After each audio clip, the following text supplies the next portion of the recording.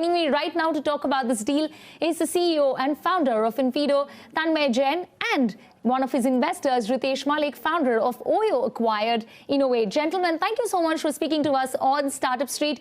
Tanmay, let me start by talking to you.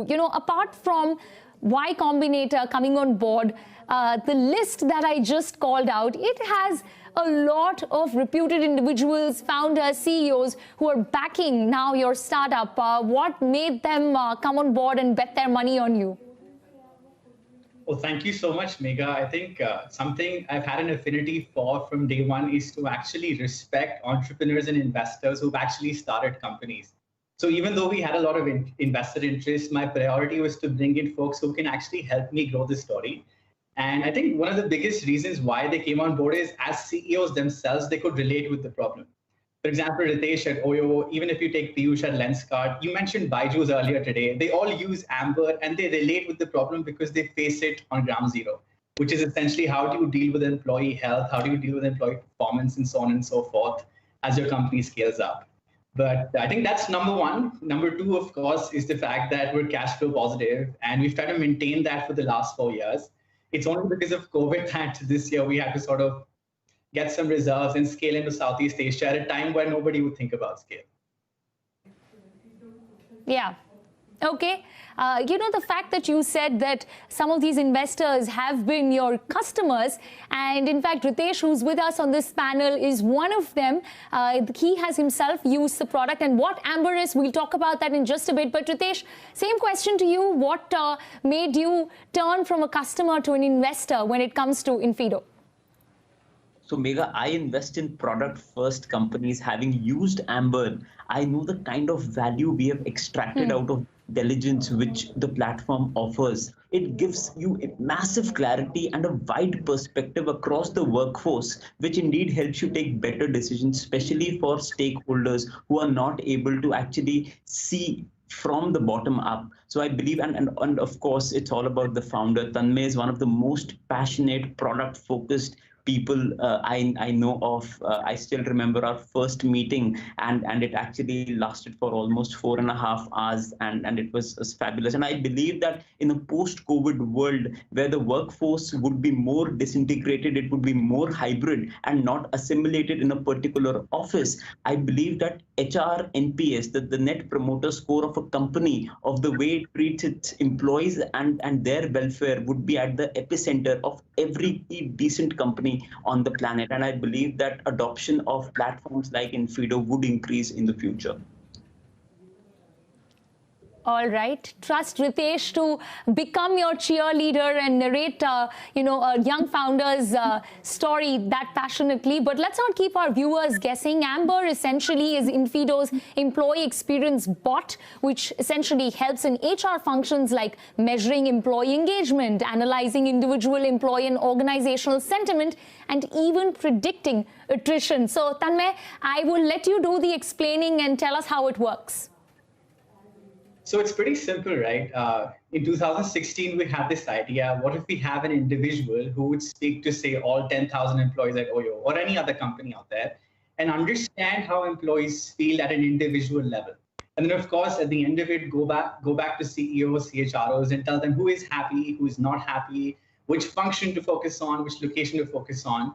And of course, interestingly, we realized that HR business partners and HR people were actually doing this job, where the average ratios were 500:1. So for every 500 employees, you had one HR person trying to do this. And we all know how HR has got a bad name over the last few years as an undervalued function, struggling to do their work because of the lack of solutions in the market. So how Amber works is, number one, we've designed Amber to be present as a friend. And a friend is always there in your special moments, in your tough moments, whether it's your 1-year anniversary, 3 months at a company, a manager change, a project change, a location change, or any other such moment where you might be at distress or you're most likely to leave. Number two, of course, is the fact that the whole thing doesn't have to be a survey, right? Because your friend is not a survey. Like, your friend doesn't send a survey when you're feeling low. So Amber has to have a conversation where she remembers what you said last time. She'll say, Megha, last time you had a problem with your manager. Has that changed? Right? So of course, she can actually work on the dynamics at CNBC with you, with Shireen and everybody else, and create an individualized report, which is where I'll come to step 3 and the last one, where the CEOs themselves every single day get a detailed report on who is unhappy, who is most likely to leave, and the exact reasons why. And of course, at a group level, they can consolidate, cut by function. Maybe Bangalore tech individuals, women who joined in the last 3 months are unhappy because of XYZ reasons. There are diversity gaps, gender gaps, performance gaps. Everything comes to you on a real-time basis vis-a-vis annual engagement surveys, because most of these companies are used to surveys from Gallup or Aon Hewitt or Taz Watson, where I think most of the employees were sick of it. Like once a year, you get 100 questions. And it's ridiculous how transactional the exercise had become, where all employees were treated the exact same way. So our mission, to summarize, has been to make the voice of every employee feel heard and valued at an individual level, as a friend who remembers what you said and actually cares about you. So it's an employee-first solution, not just a product-first solution, if I were to pitch it that way. Well, thanks for making that personal, throwing my name, my manager's name, and putting Amber in that equation. And I think that's how you probably pitch your product. But, you know, I think I have enough bots tracking me at this point. Won't know if I have Amber tracking me at my workplace as well. But Ritesh, let me ask you, you know, the fact that there has been a massive shift when it comes to remote work, and it's actually worked in Infido's favor. Do you think that the company or the startup would have managed to attract the kind of investors it has had it not been for the COVID-19 pandemic or the lockdown? Would this still have been an attractive proposition for you to bet on? So we've been talking to, I've been talking to Tanmay for a long time now, and I took the call of investing almost, I think 9 to 10 months back. So I don't think it would have necessarily changed or impacted the decision when it comes to making the investment. And I also believe that in companies, this is an opportunity where this is a massive problem, because in companies who have headcounts of over 100 to 150, the key stakeholders who actually make an impact, they are not able to hear the voice of their employees. And as they say, you first take care of your employees and your employees take care of your customers. Their voice is not getting echoed in the right ears, and that will actually create a lot of impact for that particular company. So that was the sole reason, and of course Tanmay being the salesman he is